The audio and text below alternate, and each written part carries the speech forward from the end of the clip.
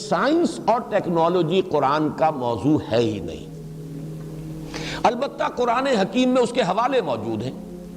Cosmology کے ہیں، geology کے ہیں، امبریولوجی کے تو بہت ہیں، بار بار آتا ہے امبریولوجی کا معاملہ،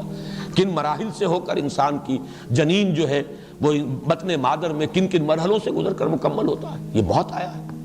پھر یہ کہ بہت سے وہ حوالے جو ایسٹرونومی سے متعلق ہیں، یہ جتنے بھی حوالے ہیں اگرچہ قرآن کا موضوع نہیں ہے یہ سائنسز، لیکن قرآن مجید میں حوالے موجود ہیں اور یہ حوالے لازماً درست ہیں، 100% درست ہیں۔ البتہ یہ کہ اگر ہمارے اسلاف ان کو صحیح طور پر نہیں سمجھ سکے تو اس میں ان پر کوئی طعن نہیں ہے، کوئی الزام نہیں ہے، اس لیے کہ اس میدان میں قرآن کا اصل موضوع تو یہ تھا ہی نہیں، اور یہ چیزیں سمجھ میں آ سکتی تھی جبکہ خود انسان کا وہ انسانی علم جو ہے ترقی کر کے اس حد تک آئے کہ وہ ان حوالوں کو سمجھ سکے، ورنہ یہ ہے کہ اس کے بارے میں اگر کوئی غلط تعبیرات پہلے ہو گئی ہیں تو اس میں قطعاً کوئی شے جو ہے طعن والی نہیں ہے، الزام والی نہیں ہے ہمارے اسلاف کی۔ یہاں تک کہ میں آخری بات کہہ رہا ہوں، قرآن میں جو ریفرنسز آئے ہیں ان فزیکل فینومینا کے، ان میں کوئی شے حقیقت کے خلاف نہیں ہو سکتی۔ اس کے ضمن میں ڈاکٹر رفیع الدین کا ایک قول، شاید انہیں بھی کہیں اور سے ملا ہو، لیکن مجھے چونکہ انہی سے ملا، میں انہی کے حوالے سے عرض کر رہا ہوں۔ بڑی پیاری بات وہ کہا کرتے تھے، یہ کائنات اللہ کا عمل ہے اور قرآن اللہ کا قول ہے،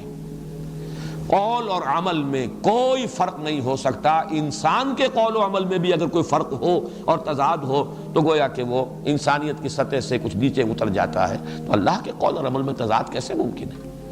لازماً یہ حوالے 100% درست ہیں کہ سائنٹیفک فینومینا جیسے جیسے وہ اب ریویل ہو رہے ہیں، جیسے جیسے علم جو ہے ایکسفولیشن ہو رہی ہے علم انسانی کی، وہ حضرت آدم میں جو میکینزم رکھ دیا گیا تھا، علم آدم الاسماء کلہا، جیسے کہ جو آم کی گٹھلی سے آم کا پورا درخت وجود میں آتا ہے، ایسے ہی وہ حضرت آدم کے وجود میں جو میکینزم رکھ دیا گیا تھا حصول علم کا، علم بالحواس، علم بالعقل، یہ اسی کا نتیجہ ہے اور اسی کی یہ ایکسفولیشن ہو رہی ہے، یہ پھیل رہا ہے۔